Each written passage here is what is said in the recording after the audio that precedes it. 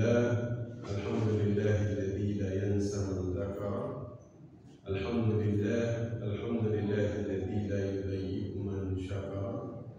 Alhamdulillahilladzi yajzi bihil ihsani ihsana wa bisabri najata wa ghufrana. Asyhadu an la ilaha illallah wa asyhadu anna Muhammadar Rasulullah. Allahumma salli ala sayyidina Muhammad wa ala alihi wa sahbihi wa man tabi'ahum ila yaumiddin, amma ba'd. Alhamdulillah, Bapak Ibu sekalian, kita diperkenankan kembali untuk bertemu. Kita melaksanakan kewajiban kita di pagi ini. Kemudian kita lanjut dengan kewajiban yang lain, yaitu menuntut. Nah, saya di sini tadinya hari ini masih melanjutkan jual beli, tapi pagi ini saya pengen bahas tentang Rasulullah Sallallahu Alaihi Wasallam di sini, karena memang banyak dari kita ini yang kira-kira mengaku mencintai tapi masih belum terlalu mengenal. Pertanyaan paling sederhana. Misalnya Bapak Ibu, saya tanya, apakah bapak-bapaknya tahu ciri-ciri dari istrinya? Hafal, ya? Atau ibu-ibu jika ditanya, apakah kemudian bisa menjelaskan atau mendeskripsikan fisik suaminya? Pasti kemudian bisa. Nah, sekarang kalau saya tanya kepada Bapak Ibu, bisa bagaimana Nabi itu tinggi atau pendek?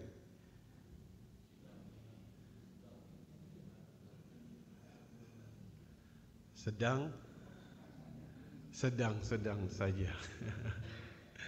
Tuh. Karena dikatakan Nabi itu laisa bitawil wala bil qasir. Enggak terlalu tinggi tapi enggak terlalu pendek. Apa warna kulitnya? Merah. Laisa bil abyad bil amha. Enggak terlalu putih yang putih banget, cuma. Walaisa bil adab. Tapi enggak terlalu kecoklatan juga enggak. Rambutnya lurus atau keriting? Antara lurus sama keriting. Apa tanda kenabian yang ada pada diri beliau?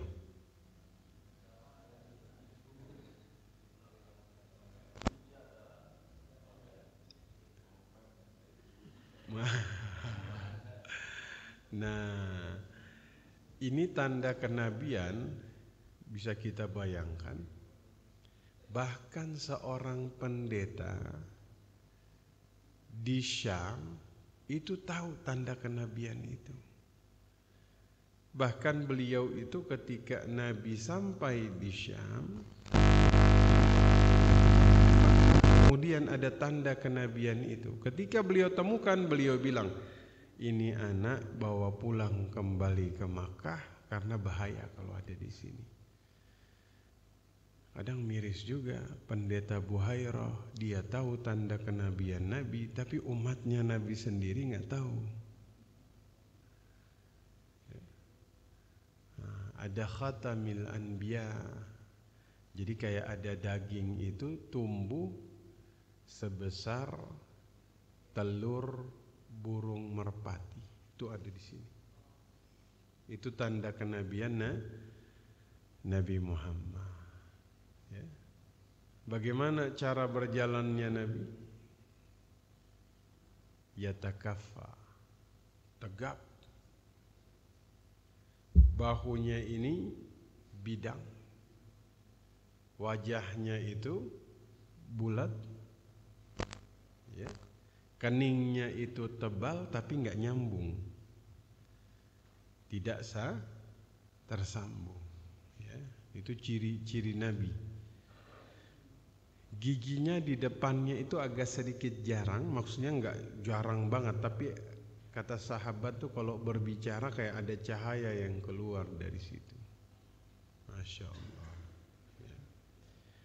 Beliau kalau berbicara, jadi tidak ada satupun manusia itu dari zaman dulu sampai zaman sekarang di mana ciri fisiknya tuh spesifik tercatat sama seperti Nabi.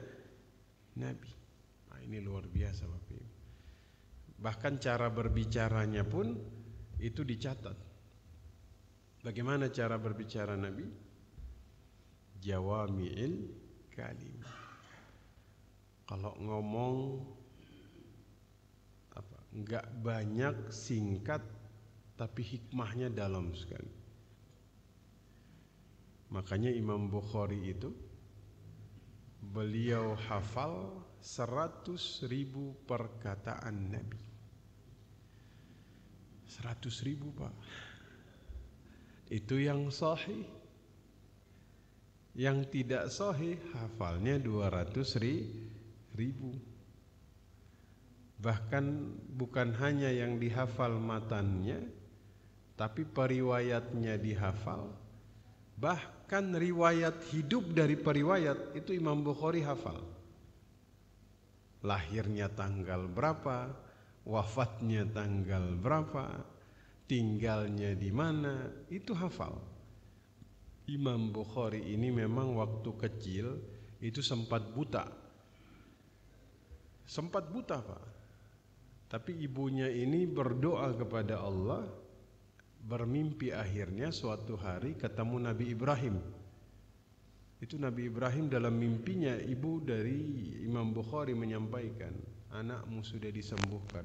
Besok bangun itu matanya tuh sudah bisa melihat lagi. Luar biasa. Maka tidak ada satu manusia yang kemudian setiap perkataannya itu bisa tercatat, terhafal sampai sekarang. Dan presisinya itu luar biasa. Kalau bukan karena cara berbicaranya mudah dipahami semua orang. Makanya Aisyah tuh bilang, Nabi tuh, Ibunda Aisyah mengatakan, Ummul Mukminin, Nabi tuh kalau berbicara yahfazuhu man haulahu. Siapapun yang ada di situ, mau dia anak-anak, mau dia orang tua, siapapun, latar pendidikan apapun, itu langsung terhafal oleh semuanya. Allahumma salli ala Sayyidina Muhammad. Kenapa? Ini salah satu mukjizat Nabi, gaya komunikasinya. Ya. Kalau zaman sekarang tuh melihat cara orang berinteraksi, cara orang berbicara dengan orang lain, ini sudah jauh dari apa yang diajarkan Nabi. Kadang ada orang ketika dia mengajarkan sesuatu, dia tuh udah nggak peduli sama yang dengar. Pokoknya yang penting dia menunjukkan kepintaran dan kealimannya. Betul? Ya. Bahkan tuh kadang-kadang ini hal yang memang ya realita Pak. Ya. Ada orang berbicara ya terkadang menunjukkan siapa dia. Kalau Nabi ini Masya Allah, banyak hal yang kemudian kalau kita lihat satu persatu, ya kalau kita bahas mukjizatnya saja tuh ribuan. Ada ribuan. Nah, khusus pagi hari ini izin saya mau bahas beberapa hal tentang Nabi yang mungkin ini bisa membuat kita tuh semakin mengenal beliau. Dari nama saja dulu, nama. Bapak Ibu tahu namanya Nabi itu Muhammad, ya. Pada saat beliau lahir di zaman itu tidak ada satupun seantero Jazirah Arab itu punya nama Muhammad, itu nggak ada. Bisa dibayangkan bagaimana memang Allah itu menjaga nama ini nanti dinisbatkan kepada Rasul Sallallahu Alaihi Wasallam. Itu yang ngasih nama memang kakeknya Abdul Muthalib. Apa arti Muhammad, Bapak Ibu? Nama Muhammad itu ada artinya orang yang layak dipuji. Jadi selama kita bilang nama beliau, itu tuh kita memuji beliau. Makanya saya sering mengatakan, dilematis terbesar bagi Abu Jahal, Abu Lahab, Umayyah bin Khalaf, orang yang paling membenci Nabi adalah di saat mereka sebut nama beliau, itu berarti mereka sudah memuji beliau. Padahal bencinya kepada Nabi luar biasa. Tapi lihat bagaimana Allah itu menjadikan mereka-mereka yang membenci Nabi itu dilematisnya itu benci tapi sebut namanya berarti memuji. Karena namanya ini berarti orang yang layak dipuji. Karena berkumpul di dalam dirinya kebaikan dan akhlak yang terpuji. Ya, maka kalau ditanya berapa nama yang dimiliki Nabi Muhammad, banyak Pak. Dalam beberapa riwayat itu sampai 200. Satu apa? Muhammad. Yang kedua Ahmad. Ini yang disampaikan oleh Nabi Isa alaihi salam. Nanti ada nabi yang terakhir ismuhu Ahmad. Ya. Ahmad ini orang yang paling banyak memuji. Ahmadun nasi li rabbih. Orang yang paling banyak memuji Allah. Apa buktinya? Nabi itu dalam setiap situasi itu yang keluar alhamdulillah. Ya, makanya Nabi itu kalau beliau mendapatkan sesuatu yang beliau minta kepada Allah, atau beliau itu merasakan satu nikmat yang beliau senangi, apa kata beliau? Alhamdulillahilladzi bi ni'matihi tatimmus shalihat. Kita menyangka bahwa kalimat ini hanya muncul ketika dapat nikmat. Enggak. Dapat ujian atau sesuatu yang mungkin tidak sesuai dengan harapan beliau, jawabannya sama. Alhamdulillahi ala kulli hal. Makanya namanya Ahmad. Ya, ini orang Yahudi ini kirain Ahmad ini nanti dari Bani Israel. Karena kultur kenabian itu Bani Israel, ya. Dari zaman Nabi Yakub dulu, Nabi Ishak, Yakub, Yusuf, ya, turun sampai ke Musa, ya. Ya. Daud, Sulaiman, sampai ke Nabi Isa, itu kultur kenabian itu Bani Israel, ya. Bukan Yahudi, Bani Israel, ya. Ternyata ketika Khatamul Anbiya itu turun dari bangsa Arab. Padahal orang Yahudi di Madinah itu udah menggembar-gemborkan nanti ada nabi terakhir. Ya, setelah itu kan kekosongan nabi setelah Nabi Isa dan Nabi Muhammad kan 600 tahun. Setelah itu gak ada nabi yang diturunkan. Itu mereka menunggu betul itu nabi terakhir. Yahudi begitu mengeluhkan nanti turun dari bangsa Yahudi, udah dikasih tahu ke orang-orang Madinah, orang Yathrib, nanti cirinya begini.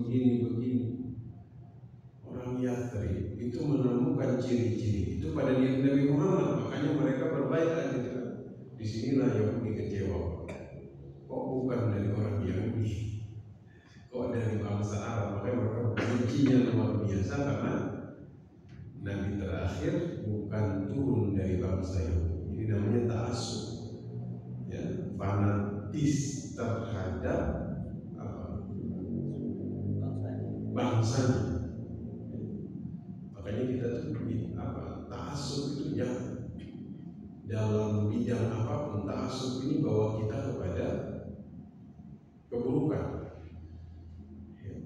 Misalnya ta'assub ta'assub dalam masalah keilmuan. Ya, sejarah mencatat bahwasanya dulu gara-gara ada segolongan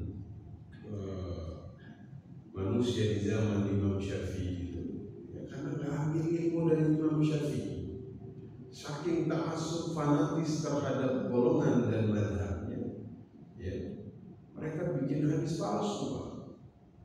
Ya, itu luar biasa. Yang mengatakan itu, bayangkan itu sambil bela-bela yang bikin hadis palsu, bahwa Nabi bersabda, saya di zaman rajulun yusamma Muhammad ibni Idris, bahwa adharu minal Idris. Ini kan luar biasa, bahwa akan datang seorang pemuda namanya Muhammad ibni Idris. Ini kan maksudnya Imam Syafi'i, dan dia lebih buruk dari Idris. Allahu Akbar. Ini adalah ketika mereka melihat Nabi dicocokkan dengan Taurat, ini adalah Nabi yang terakhir. Makanya ditanyakan sama Amr bin As kepada Atta ibni Yasar, kamu, artinya kan memang seorang mantan pendeta Yahudi, dia kuasai Taurat.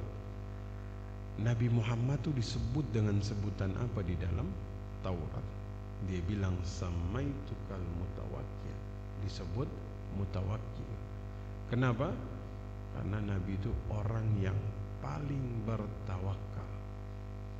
Ya, maka Nabi Muhammad ini memiliki banyak nama yang kemudian menunjukkan kepada kebaikan.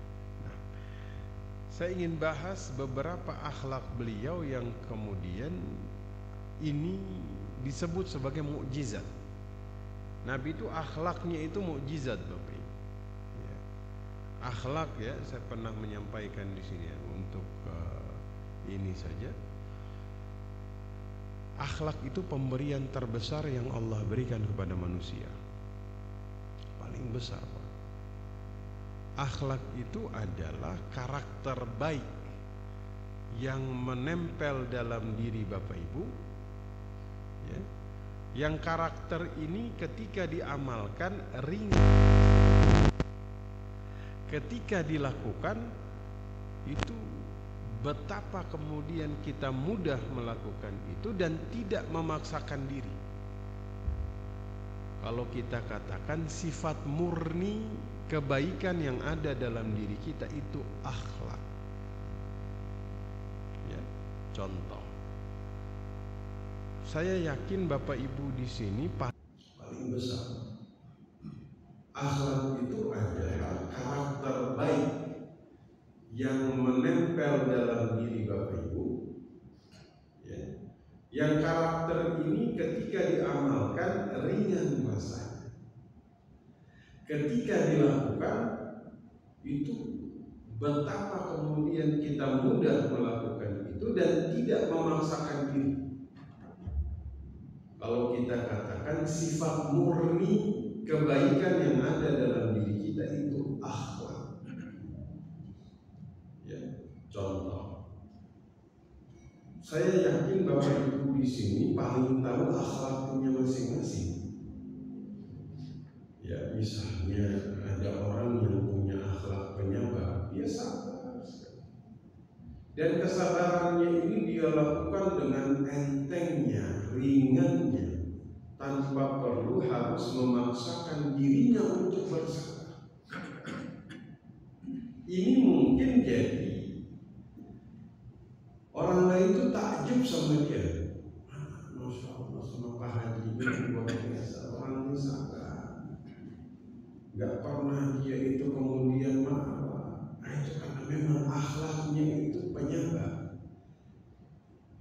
Ada di antara kita yang mungkin punya akhlak pemurah, dia suka sedekah, dan bersedekah itu jadi keseharian dia, di mana itu dia lakukan tanpa harus berusaha.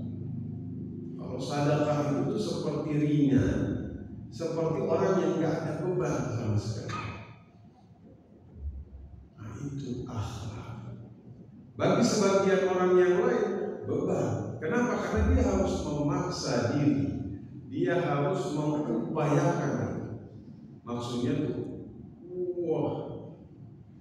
Nah, tapi ingat, bukan berarti orang yang tidak memiliki keringanan dalam satu perkara kebaikan, bukan berarti dia nggak bisa dapat, enggak. Tapi dia harus berusaha, dia harus latihan. Ya, misalnya saya kok berat untuk melakukan satu kebaikan ini, yang mungkin Bapak akhlaknya bukan di situ, tapi latihan setiap hari, lama-lama dia jadi karakter, lama-lama dia jadi tabiat, nanti jadi akhlak. Maka harus membiasakan. Nah, ya, kita semuanya ya punya akhlak ini. Mungkin yang ini kita harus berusaha, karena mungkin kita tidak dapat sifat murni ini langsung dari Allah. Tapi Nabi semua karakternya akhlak. Itu bisa bayangkan. Semua karakternya itu akhlak. Allahumma shalli ala sayyidina. Makanya kenapa dalam Al-Quran itu, dalam surah Al-Hijr ayat 72, Allah katakan, la amruka innahum fi sakratihim ya'mahun. Demi umurmu Muhammad. Ini Allah bersumpah menggunakan umur Nabi. Ya, biasanya Allah kalau bersumpah dalam Al-Quran menggunakan ciptaan yang kemudian itu ciptaan Allah yang wan-najmi, demi bintang. Ya. Kemudian wal asri, demi waktu. Kali ini Allah bersumpah dengan menggunakan umur Nabi. Dan Allah tidak pernah bersumpah menggunakan umur nabi-nabi yang lain, hanya Nabi Muhammad sallallahu alaihi wasallam. Karena umurnya Nabi itu semuanya berkah. Semuanya berkah, dan ini yang akan jadi teladan bagi kita semua. Laqad kana fi Rasulillah uswatun hasanah. Ya. Bahkan Allah memuji baginda Nabi Sallallahu Alaihi Wasallam di dalam Al-Quran. Ini yang memuji Allah Subhanahu Wa Taala. Ya. Yang memuji adalah Allah, ya. Bukan orang lain, bukan manusia yang semisal. Wa innaka la'ala khuluqin azim. Ya, Allahumma shalli ala sayyidina Muhammad. Maka hari ini Bapak Ibu sekalian, kita coba lihat akhlak beliau. Ya, mungkin ada 4 yang ingin saya bahas. Mudah-mudahan kita bisa membanggakan ini di hadapan Allah, bahwa kita telah mencontoh satu dari akhlak Rasulnya yang mulia, baginda Rasul Sallallahu Alaihi Wasallam. Yang pertama, ini luar biasa. Kita semua pernah melakukan ini. Siapa di sini yang tidak pernah komentari makanan? Yang nggak pernah komentari makanan? Pernah semua. Nabi ma'aba Nabi sallallahu alaihi wasallam ta'amun qattu in ishtahahu akala atau taraka. Nabi itu nggak pernah seumur hidupnya, bukan 1 hari, bukan 2 hari, bukan 1 minggu, bukan 1 bulan, bukan 1 tahun, seumur hidupnya nggak pernah komentari makanan. Bisa dibayangkan. Kalau Imam Nawawi itu agak lebih keras di dalam mengartikan hadis ini, maksudnya lebih ketat. Apa kata beliau? Termasuk orang yang bilang keasinan, termasuk yang bilang kemanisan, itu termasuk komentari makanan. Ya kan kadang-kadang kita wajar keasinan ini. Ya. Bahkan bukan hanya komentari itu. Ini kan mengomentari. Bahkan kadang sampai dalam tahap mencela. Mencela beda sama komentari. Kan bisa jadi komentari itu mencela. Mungkin komentari isinya celaan begitu ya. Masya Allah. Bapak Ibu sekalian, ini luar biasa. Coba kita renungkan Siapa di antara kita yang nggak pernah komentari makanan? Pernah semuanya. Tapi baginda Nabi Shallallahu Alaihi Wasallam itu nggak pernah. Kita jangankan yang kita beli dikomentari, yang gratisan pun dikomentari. Jangankan yang kita beli kita komentari, dikasih pun kadang komentari. Ini kadang ada orang pergi hajatan. Hajatan. Kalau hajatan ini misal, kalau hajatan ini misalnya walimatul urs, diundang nikahan, ada orang anaknya sunatan, pulang langsung apa? Ih, makanannya nggak enak ya, begini begitu. Allahu Akbar. Udah mah gratis pakai dikomentarin. Ini artinya kita melihat bagaimana dari sini kan kita melihat betapa Nabi ini akhlaknya luar biasa.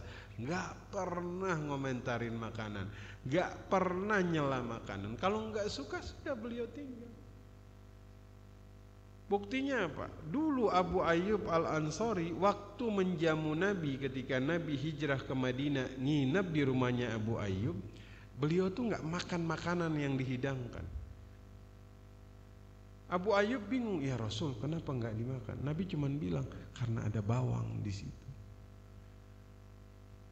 Saya ini nggak makan bawang, kata Nabi. Bukan karena bawang itu enggak. Tapi karena Nabi ini sering berbicara dengan malaikat.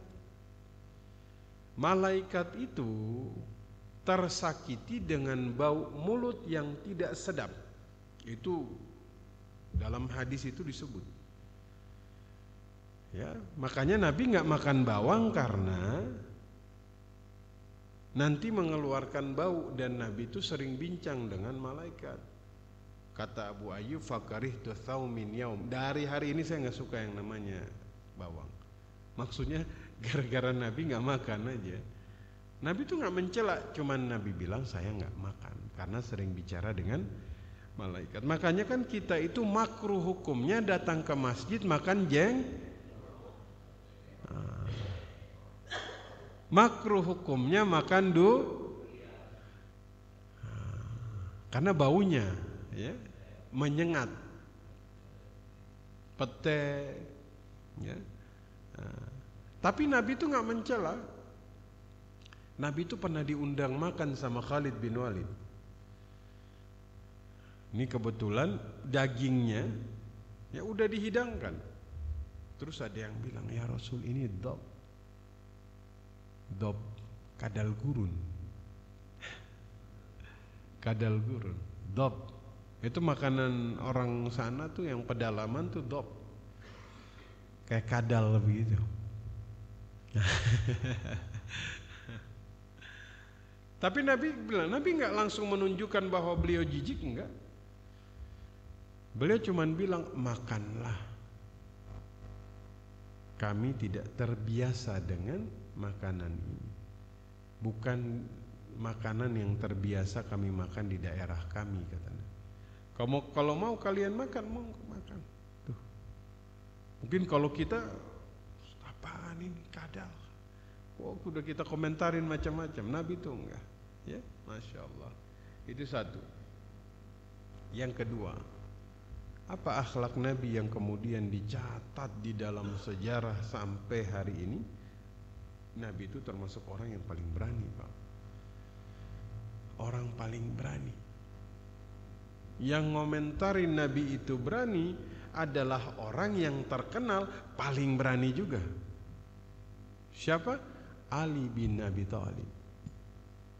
Ali bin Abi Thalib itu, Bapak Ibu sekalian, terkenal orang yang paling berani yang kemudian ada di antara sahabat. Tapi apa kata Ali bin Abi Thalib? Kunna idza tamarra al-ba's. Kalau perang itu sudah semakin panas, ya, akhirnya walaqiya qaumul qauma, ya, ini dua musuh udah mulai ketemu, ya. Banyak yang kemudian berlindung di balik tubuhnya Rasul. Ya, agak-agak melebar sedikit ke Rasul. Bahkan kata Ali, ini kadang kudanya harus dipegang. Kenapa? Langsung ini mereka khawatir beliau nyampe sana sendirian. Dan kalau tahu itu raja-raja Eropa, kalau perang rajanya mah di belakang, Pak. Nonton dari atas singgah sana. Itu pun jaraknya jauh. Dengan perlindungan sekelilingnya. Sejarah membuktikan raja yang ikut langsung dalam peperangan garis depan Rasulullah sallallahu alaihi wasallam. Ya, makanya beliau itu keberaniannya itu tercatat di dalam sejarah. Ya. Tapi ingat, Nabi itu paling khawatir kalau misal, jadi beliau tuh orang yang berani tapi nggak ujub. Ada orang berani tapi ujub. Makanya Nabi itu waktu perang apa? Perang Hunain. Perang Hunain itu Bapak Ibu, ada satu perkataan dari kaum muslimin yang bikin Nabi itu langsung sedih dan khawatir. Kenapa? Perang Hunain itu kan kita kalah. Ya. Padahal perang Hunain itu beda sama perang Badar. Badar kita 300 lawan 3000 kita menang. Hunain ini sekarang kita banyak. Tiba-tiba ada satu orang kaum muslimin, tentara yang beberapa mengatakan, lan nughlabal yawma min qillatin. Hari ini kami tidak akan kalah dengan jumlah yang sedikit. Maksudnya ya kalau dulu sedikit aja menang, apalagi banyak, kalah Pak. Ya, maka Nabi itu berani tapi tidak ujub. Kalau kita kadang udah berani ujub. Nah, sudah berapa itu? 2. Sekarang yang ketiga, kedermawanan Nabi. Ya, Nabi itu meninggal Pak. Tidak ada satupun tersisa harta dalam dirinya. Orang bakalan nanya, apakah Nabi itu berkekurangan? Enggak. Tapi semua hartanya itu beliau sedekahkan. Ini Nabi, karena memang para Nabi itu tidak mewariskan apa-apa. Mereka mewariskan ilmu. Tapi kalau kita manusia biasa, enggak boleh meninggalkan anak keturunan yang lemah. Ya. Tapi kalau para Nabi enggak mewariskan dinar, dirham. Karena kalau mereka mewariskan harta, yang dapat itu cuman ahli keluarga. Tapi yang diwariskan oleh mereka adalah ilmu. Maka siapapun boleh ambil. Termasuk kita pada hari ini. Dan kalau kita ambil itu, maka kita tuh kayak orang yang dapat ketiban warisan dengan jumlah yang sangat besar. Itu orang yang nuntut ilmu tuh dapat warisan Nabi dengan jumlah yang sangat besar. Ya, pertanyaannya, pengen dapat warisan harta atau ilmu? Dua-duanya. Amin ya rabbal alamin. Mudah-mudahan ya. Nah, maka Nabi ini terkenal dermawannya tuh luar biasa. Jadi pernah satu hari Bapak Ibu, Nabi itu karena bajunya ini udah usang. Ya kayak kelihatan tuh udah lapuk banget. Ada seorang perempuan, dia bikin baju buat Nabi. Dan bajunya ini bagus. Dia bikin, dia kasih Nabi karena nggak pernah nolak hadiah, dipakai. Ada sahabat dia ngeliat, ih bagus ini bajunya Nabi. Minta sama dia. Dikasih. Itu sahabat yang lain marah, santa. Kamu nih apa? Nggak boleh, kamu nih nggak baik ini katanya. Ya. Labisaha Nabi sallallahu alaihi wasallam muhtajan ilaiha. Nabi itu pakai baju itu bukan karena apa? Karena suka, enggak, tapi karena butuh. Bukan Nabi pakai karena suka, tapi karena butuh. Ya. Masya Allah, kadang zaman sekarang kita karena suka ya. Nabi itu karena butuh. Kemudian kata sahabat, ya, Wa alimta annahu la yaruddu, dan kamu tahu karakter beliau tuh kalau diminta nggak pernah nolak. Artinya sahabat kesel ini sama orang yang minta bajunya Nabi ini, karena Nabi udah ngasih. Apa jawab dia, Bapak Ibu sekalian? Inni wallah, saya demi Allah, ma sa'altuhu li albasahu. Saya itu minta bajunya Nabi bukan untuk saya pakai. Ya. Innama sa'altuhu litakuna kafani.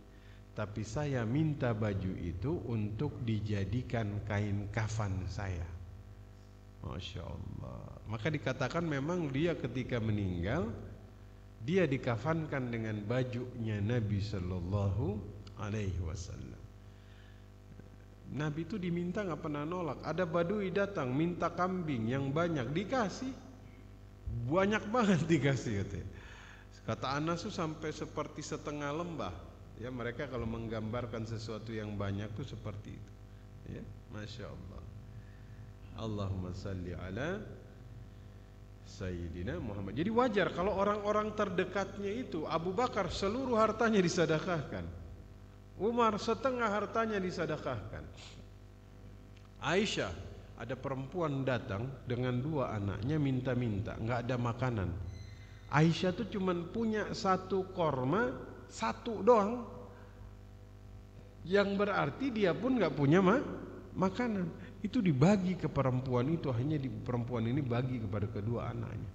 Ya, kita membayangkan bagaimana seorang Ummul Mukminin bisa melakukan hal seperti itu, karena memang mereka lihat langsung dari junjungan baginda Nabi Sallallahu Alaihi Wasallam. Nabi itu pernah nggak bisa tidur gara-gara ada harta yang masih belum. Jadi beliau dikasih 4 uqiyah.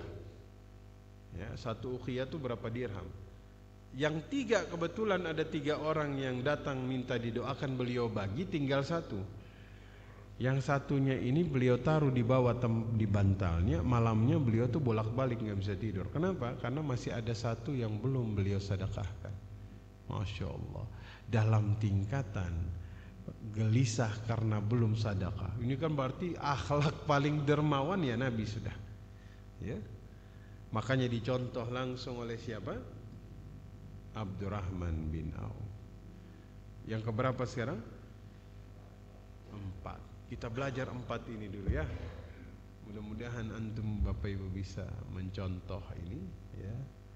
Kita bisa bersaksi di hadapan Allah bahwa kita mengikuti akhlak Nabi kita yang mulia Sallallahu Alaihi Wasallam. Yang keempat ini tawaddu. Masya Allah. Jauh dari kesombongan. Kalau duduk dengan sahabat, orang nggak tahu Nabi yang mana. Kenapa? Saking meleburnya dengan para sahabat. Ya. Beliau itu berbaur dengan para sahabat. Ya. Kadang orang yang datang dari jauh bingung mana Nabi Sallallahu Alaihi Wasallam, karena posisi beliau itu berbaur dengan para sahabat. Ini menunjukkan betapa tawadunya baginda Nabi Sallallahu Alaihi Wasallam.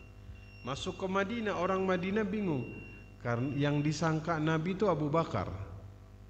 Karena Abu Bakar dia lepas sorbannya, dia taruh ini nabinya. Nah, karena Abu Bakar ubannya lebih banyak. Ya. Kemudian apa lagi? Bapak Ibu tahu di Arab itu kan tunggangan yang paling prestis lah kita bilang ya, tunggangan yang paling dianggap strata tunggangan yang tinggi itu ya kuda, onta, himar. Himar nih keledai. Nah, saya tuh suka kebalik-balik keledai sama kedelai ini ya. Keledai. Ada yang bilang apa enggak? Ya ini mereka inian. Nabi itu sering naik himar, keledai. Biasa saja. Kadang jalan pun nggak pakai sendal. Ini misal ada seseorang yang punya nama lah ya. Emang punya nama semua juga ya. Dia punya nama besar, diundang, ya, dijemput pakai angkot. Apa yang terjadi? Enak aja saya dijemput pakai angkot, ya kan? Kelas saya nih jemputannya Alphard. Allah, kadang-kadang kita malu Pak, ya, nggak tawadu. Mohon maaf ya Allah, mohon maaf. Kadang-kadang ada orang yang sudah punya nama, ya kan? Dia punya apa itu istilahnya? Saya lupa itu. Ada istilah buat daftar permintaan yang harus dipenuhi oleh orang yang mengundang. Apa itu namanya? Request. Tapi ada juga ada istilahnya. Yang biasa panitia tanya apa aja yang harus disiapin. Oh saya hotelnya harus bintang 5. Jemputannya harus Alphard. Pesawatnya harus bisnis kelas. Itu Pak Haji. Kalau permintaan ini dilakukan oleh seorang ulama, seorang alim, dia punya daftar permintaan dan semuanya, hatta diminta sama manajernya sekalipun. Hati-hati, Nabi itu tawadu. Tunggangannya itu kadang naik himar, padahal himar, mohon maaf, keledai dalam strata tunggangan itu tuh itu, masya Allah ya. Mudah-mudahan kita bisa tawadhu Bapak Ibu sekalian. Ini kan kalau kita bilang status beliau ini kepala negara Pak, tapi luar biasa tawadhunya itu ya bagi seorang Nabi Sallallahu Alaihi Wasallam. Artinya bukan berarti oh saya nggak boleh punya, enggak. Nabi punya onta kualitas yang paling bagus.